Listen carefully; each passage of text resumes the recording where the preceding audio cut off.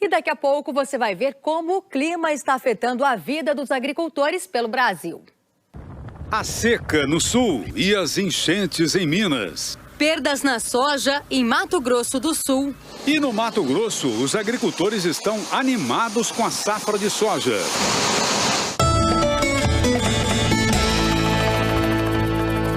Os agricultores de Mato Grosso estão contentes com a safra da soja. Deu tudo certo com o clima e até o preço está ajudando. Na propriedade que o Igor gerencia em Campo Novo do Parecis, no oeste do estado, a colheita da soja em quase 47 mil hectares começou com 10 dias de antecedência na comparação com o ano passado. Graças a Deus esse ano foi bem diferente do ano passado, né? A gente conseguiu entrar com o plantio dia 16 de setembro, tivemos boas chuvas, boa umidade. Conseguiu ter uma chuva regular durante toda a safra. Esperamos que a gente tenha uma excelente produtividade.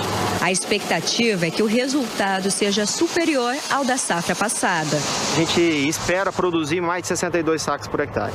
Nesta outra propriedade, em Lucas do Rio Verde, no médio norte de Mato Grosso, são quase 9 mil hectares. Até agora, mais de 50% da área foi colhida. Aqui, ao todo, são 40 colheitadeiras em campo, divididas pela propriedade, que rendem, em média, 600 hectares colhidos por dia, o que representa um bom resultado e colabora para o planejado de terminar a colheita da soja ainda no mês de janeiro e sem prejudicar a janela da safra do algodão. Até agora, foram comercializados 75% da produção estimada pelo André. A quanto a saca está sendo comercializada? Está em torno de R$150 a saca. E ano passado? O ano passado teve bom no final, mas já tinha uma parte que já estava negociada, então a média ficou em torno de R$110 a saca.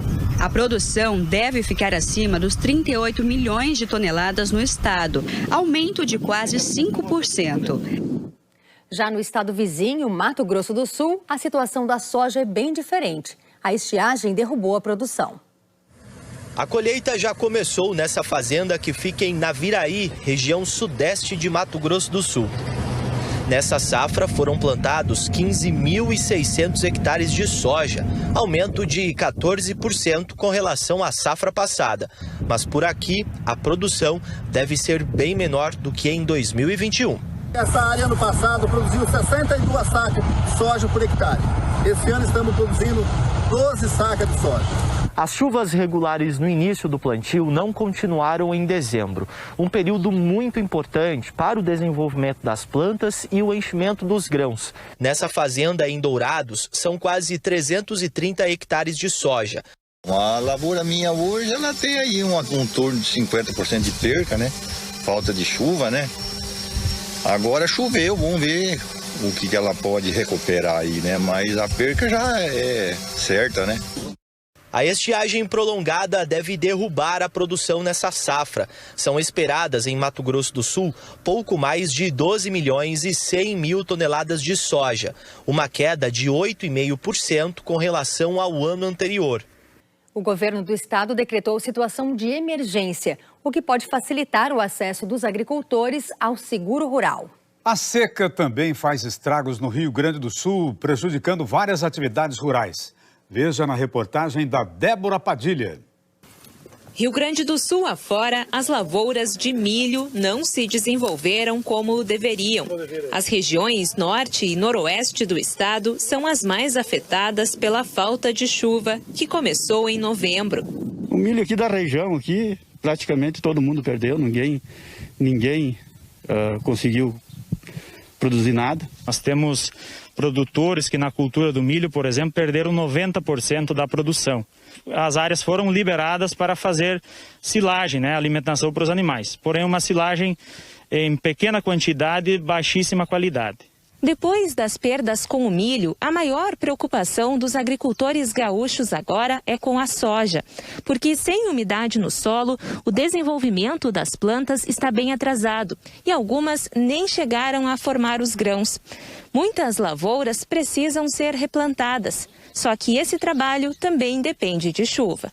A FECOAGRO, Federação das Cooperativas Agropecuárias do Rio Grande do Sul, estima que as perdas nas culturas da soja e do milho por conta da estiagem podem passar dos 19 bilhões de reais. Os dados da semana passada mostram quebra na safra de milho de quase 60% e de 24% na de soja. Prejuízos também na produção de leite.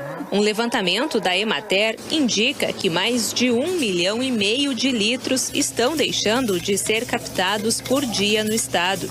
Com a falta de chuva, o pasto está escasso e os animais estão perdendo nutrientes para produzir o leite. Então você acaba tendo que acrescentar na dieta um amido ainda para tentar manter uma produção.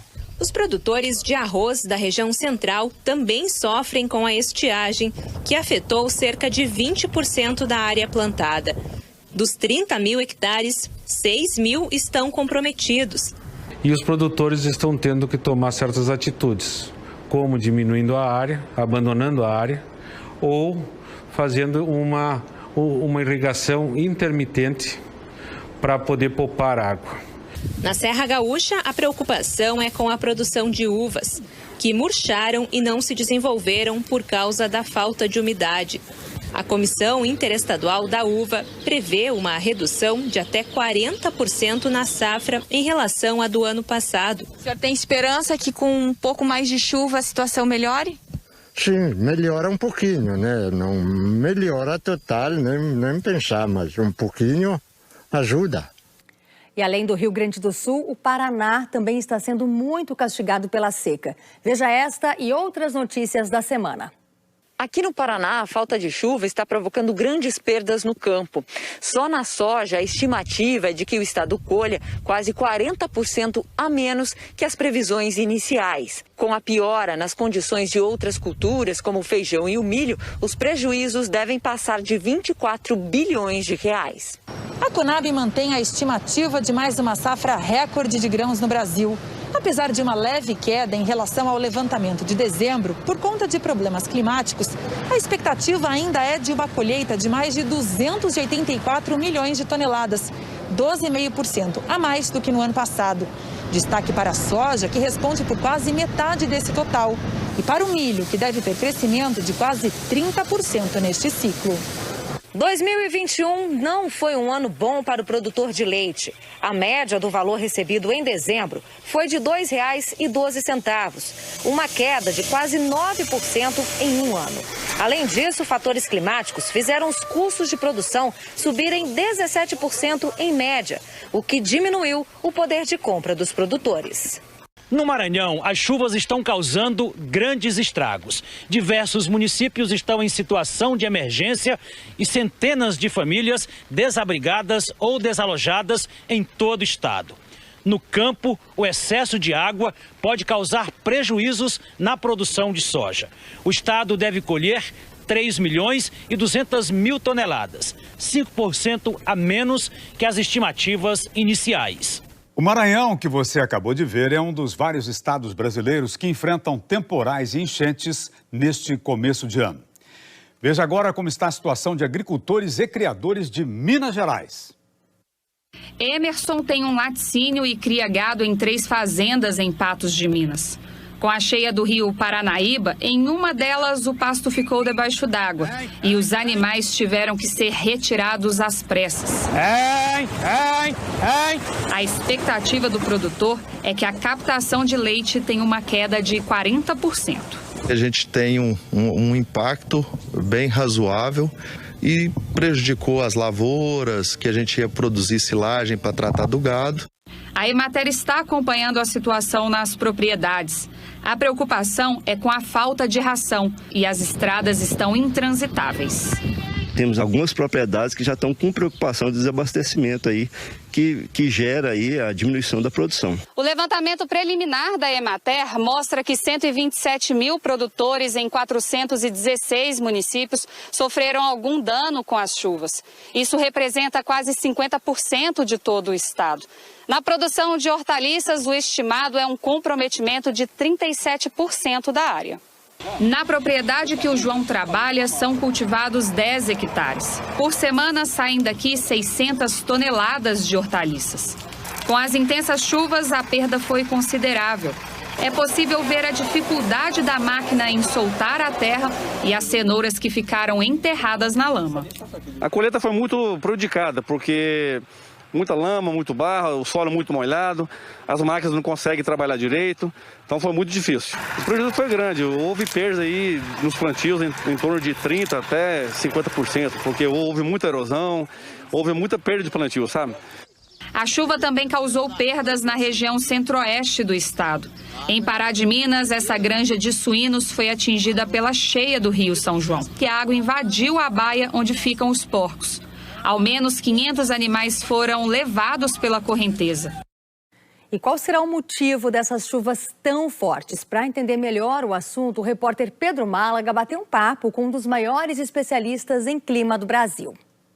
A gente viu nessas últimas semanas muitas tempestades, um volume absurdo de chuva que caiu na Bahia, Minas Gerais e causou uma série de problemas, estragos nessas regiões e também em outros cantos do país. Por isso eu converso agora com o Dr. José Marengo, ele que é climatologista, meteorologista e atualmente é coordenador geral de pesquisa e desenvolvimento do Centro Nacional de Monitoramento e Alertas de Desastres Naturais. Doutor Marengo, o que está acontecendo com o nosso país? Por que tanta água concentrada nesses lugares e num período tão curto? É que temos que lembrar primeiro que nós estamos na estação do verão. Então, neste momento, está chovendo, porque climatologicamente deveria chover. O problema é o volume de chuva que está caindo. E talvez a situação que foi anômala foi a situação que aconteceu no sul da Bahia. Normalmente, o que se espera em dezembro é de aproximadamente uns 200 milímetros. Mas tem lugares onde a chuva acumulada no mês de dezembro de 2021 chegou a 500, 700 ou ainda 800 milímetros. Dá para a gente associar essa chuvarada toda ao avanço das mudanças climáticas?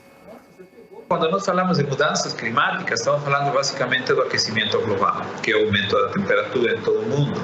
E esse aquecimento global gera, em certa forma, uma aceleração do ciclo hidrológico, ou seja, se evapora e chove mais intensamente. Isso passa a ser um evento extremo, e esse evento extremo é aquele que desencadeia os desastres que nós estamos sentindo aqui no Brasil. O pequeno produtor, o produtor familiar, muitas vezes não está preparado para enfrentar isso, e aí que vem as perdas. A gente consegue evitar ou minimizar esses impactos, pensando em planejamento? O que dá para fazer é reduzir esse risco através de medidas de adaptação, através de ações dos governos, na realocação de áreas vulneráveis. É algo que já deveria ter sido feito no Brasil e em outros lugares do mundo, mas não está sendo feito e, infelizmente, sempre vamos a ter mortos como consequência disso. Daqui a pouco a gente continua mostrando os impactos das cheias. O nosso destino é o sul da Bahia.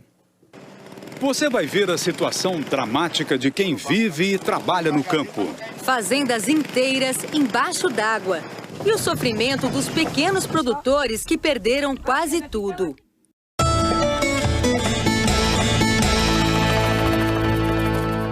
As enchentes das últimas semanas provocaram prejuízo e sofrimento em vários lugares do Brasil. No sul da Bahia, a situação é muito grave. O Globo Rural foi até lá para registrar o dia a dia de agricultores, criadores e famílias do campo. A reportagem é do Edson Ferraz e do Rogério Rocha.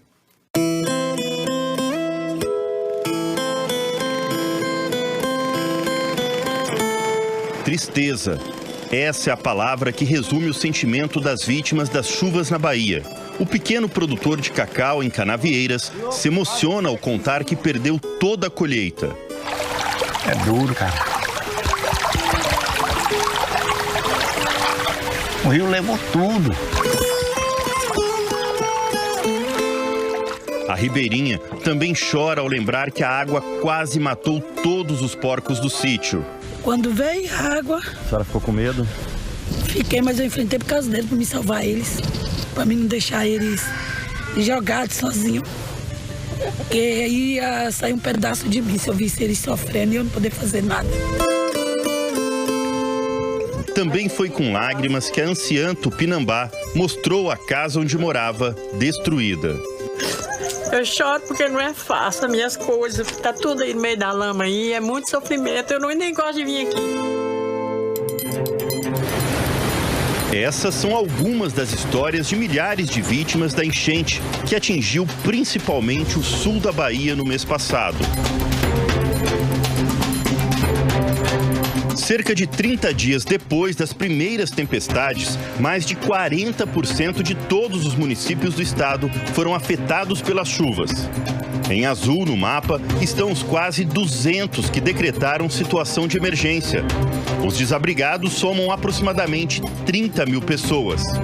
E o cenário ainda é este.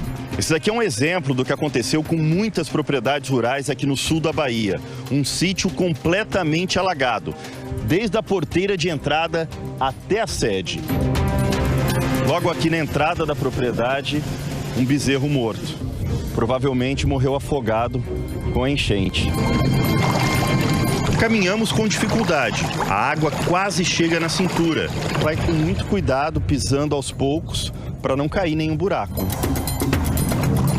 Pastagem, cercas, curral, o pomar, tudo tomado pela água. As duas casas também foram atingidas. E a gente percebe pela marca que a água já esteve mais alta. Chegou até esse ponto, olha. Já baixou isso daqui. Aqui, né, provavelmente era a cozinha, a gente tem um fogão a lenha aqui. Os móveis já foram retirados. Nos cômodos, só a água barrenta. Encontramos na região muita solidariedade. Esses 12 voluntários vieram de várias partes do país. São veterinários, biólogos e tantos outros profissionais que estão ajudando a população e os animais. O trabalho começa nas primeiras horas da manhã. Eles carregam as embarcações para levar os donativos. A gente está navegando no que antes era uma fazenda. Aqui o piloteiro tem que ir bem devagar, porque tem muita cerca, árvores. O risco de bater em alguma coisa é muito grande. Nesta fazenda, o grupo encontrou um cavalo que ficou ilhado nesta rampa para não morrer afogado. Ele está muito desidratado e o sol está castigando ele aqui, porque ele está aqui já há dias. O garanhão recebeu soro para se reidratar e banho para baixar a temperatura. Deram comida e vermífugo e mudaram o animal para uma área protegida do sol. Nesta outra propriedade, os cuidados foram com 6 cachorros que ficaram ilhados com o dono. Essas vacinas protegem contra uma série de doenças, então a gente realiza isso para proteger eles e também, querendo ou não, proteger os seres humanos também. Eles também estavam sem comida. O senhor fica satisfeito de ver eles se alimentando? Pô, aí vamos ver, né? Pessoal, numa situação dessa, os bichinhos passando fome, é triste, né? A gente está usando a nossa profissão, aquilo que a gente recebeu de ensinamento em bem muito maior, sabe? Porque se a gente não estivesse aqui fazendo isso pelos animais, ninguém estaria. Você está tomando remédio? Já os moradores dessa comunidade receberam alimentos e as crianças ganharam escovas de dentes. É nesta mesma vila que mora o seu José Domingos, num barraco de 2 cômodos. Com 60 anos, ele vive da pesca, sustenta a esposa e 5 filhos. Ele conta que com o rio cheio, fica difícil pegar peixes. Qual que é a renda hoje, senhor? Nada. Por enquanto, nada. Tá parado. Quanto o senhor tem de dinheiro agora? Rapaz, agora eu não tô tendo nada. O botijão de gás está vazio. Ele improvisou um fogão a lenha. O que é isso? E a tripa de boi. E vocês fazem o que com isso? Lá dentro do feijão e faz a fatada, né? Então esse aqui vai ser a comida de vocês nos próximos dias, né? Mais algumas horas rio acima encontramos Dona Isa e o marido. Eles têm um pequeno sítio onde cultivam legumes, frutas e criam porcos e galinhas. A propriedade foi engolida pela água. Aí o bico da vaca chegou até aqui. Aí quando chegou aqui, aí eu sentei na cama e falei, meu Deus, entra com a tua providência, meu Deus. Eu não tenho mais para onde eu ir. O casal teve de montar um acampamento às pressas, num terreno mais alto, na fazenda do vizinho. Tem a cama. É. Vocês dormem aqui. Aqui um fogãozinho improvisado, mas a gente vê que é tudo aberto, né? Isso. E o que é aqui? É a água do pote. Água de bebê. Do velho barraco, Dona Isa só conseguiu salvar a geladeira. Mas depois de tanto tempo debaixo de sol e chuva forte, ela pifou. Ela não presta aqui embaixo, aqui. Viu? Ela só pega um pouquinho de gelo só aqui, olha lá. Aquela metade pra lá não pega mais, ó. Sem geladeira e com a comida quase acabando. E o que foi o almoço hoje da senhora aqui? Foi um pedaço de carcaça com feijão. Eu tenho meus bichos, mas eu não tenho coragem de mandar matar meus bichos. Não tenho coragem de mandar matar meus porcos. E nem tenho coragem de vender meus porquinhos. Perto dali encontramos mais uma de tantas histórias tristes que a água em excesso trouxe para esse pedaço da Bahia. Seu Beroaldo é pequeno produtor de cacau, tem 1.200 pés. Os frutos estavam prontos para serem colhidos. Docinho. Mas em 3 dias de chuvas fortes, ele perdeu toda a produção. Não temos como fazer nada, nem colheita, nem nada. É uma dor, se você ver lá e não poder colher. E você querer trabalhar e não poder. Prejuízo para ribeirinhos, agricultores e para quem cria gado. O que se vê aqui na região de Canavieiras é essa cena aqui. Os criadores ficaram sem a pastagem por conta do alagamento. E eles estão tendo que colocar o gado para pastar às margens da rodovia. E essa confusão toda, é carro passando, os boiadeiros tentando evitar que aconteça algum acidente. E não é perigoso? Não é, porque a gente fica assim fazendo sinal o dia todo. Seguimos para uma região conhecida como Brasas, ainda em Canavieiras. Para chegar lá, precisamos atravessar o Rio Pardo. Temos 15 dias sem trabalhar com a balsa aqui com medo. O rio estava muito grande. E daí quem estava do lado de lá? Atravessava de lancha ou na embarcação pequena que tem ali do lado. Depois da travessia, pegamos estradas de terra que foram destruídas pelas chuvas. Precisamos de um trator para sair do atoleiro. Nesta fazenda, 500 animais estão sem alimento. Os ossos das costelas já começam a aparecer. O capataz Carlos Borges explica que tiveram que tirar os animais às pressas das partes mais próximas do rio. Chegou a tirar gado à noite ou não? Tirei à noite, chegamos daqui às 8 horas da noite com gado. Conta também que o capim não resiste debaixo d'água. Esse pasto está perdido. Está perdido. Aqui só vai ter que ser recuperado todinho novamente. Ainda segundo Carlos, na região, pelo menos 10 mil cabeças estão nesta mesma situação. A preocupação agora é dar comida ao rebanho. O fim de uma plantação, uma casa destruída pela enchente é difícil. Mas tudo isso, de certa forma, pode ser recuperado. O duro é quando uma perda não tem mais volta. Foram 26 mortes na Bahia por causa das chuvas. Uma delas foi do jovem agricultor Matheus, de 21 anos, que vivia neste assentamento na zona rural de Ilhéus. Segundo os moradores, aqui chegou a ficar com 6 metros de profundidade. Toda essa vegetação que a gente está vendo caída aqui foi por onde a água passou. Matheus, por volta das 3h30 da tarde, voltava do serviço e seguia para a casa dele, que fica mais ou menos a 200 metros daqui. Ele tentou atravessar esse trecho a nado, mas não conseguiu. Matheus tá aqui se achando com o sorriso. Matheus era um menino alegre, Matheus era um menino sorridente, que só andava sorrindo. Meu braço forte, meu braço direito, porque de todos os serviços que eu tava, ele tava junto. Dona Cristina se emociona ao abraçar a camiseta preferida do filho. O cheiro dele tá aqui. Nossa. É um cheiro do filho que eu amo. Não vai sair da minha mente nunca. A 300 quilômetros dali, no município de Ribeirão do Largo, 3 aldeias com 3 povos diferentes, os Tupinambás, Emborés e Camacã, também foram atingidas pela enchente. Quando a gente saiu aqui, a água já estava tomando conta já. Então, assim, foi levando tudo, levando casa, os nossos bens. A gente começou naquele sofrimento, corria daqui, mas a gente viu que não dava para aproveitar tanta coisa, porque a força da água foi muito forte. Cerca de 140 famílias indígenas passaram 10 dias ilhadas. A única solução da gente era correr pro morro lá em cima, né? Porque tomou conta de tudo. Os indígenas não tiveram tempo de tirar móveis e eletrodomésticos. Olha, as casas aqui na aldeia, elas são feitas de barro e de madeira. A água veio com tanta força que retirou o barro. A estrutura ficou muito frágil. Uma parede como essa, por exemplo, corre o risco até de cair. No desespero, o dono desta casa chegou a amarrar a construção e a caixa d'água numa árvore para evitar que elas fossem levadas pela correnteza. Os indígenas perderam toda a plantação.